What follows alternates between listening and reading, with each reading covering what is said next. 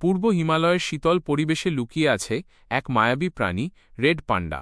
এরা সাধারণত ১৭ ডিগ্রি থেকে ২৫ ডিগ্রি সেলসিয়াস তাপমাত্রায় থাকতে পছন্দ করে।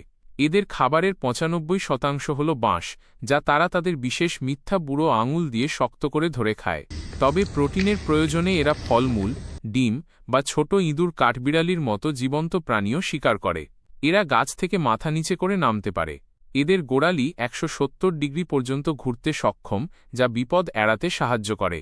আর এদের ঘন লোমযুক্ত পা ঠান্ডা থেকেও বাঁচায়। এই প্রাণীগুলো ভীষণ লাজুক এবং বেশিরভাগ সময় একা থাকতেই পছন্দ করে। শুধুমাত্র প্রজনন মৌসুমে এরা সঙ্গী খোঁজে, আর বাচ্চাদের লালন পালনের ভার পুরোটাই মা পান্ডার। এরা দেখতে ভাল্লুকের মতো হলেও আসলে নিজেদের স্বতন্ত্র এক পরিবার, এলুরিডায়ের একমাত্র সদস্য। সাধারণত ২ বছর বয়সে এরা প্রাপ্তবয়স্ক হয় এবং প্রায় ১০ বছর পর্যন্ত বাঁচে।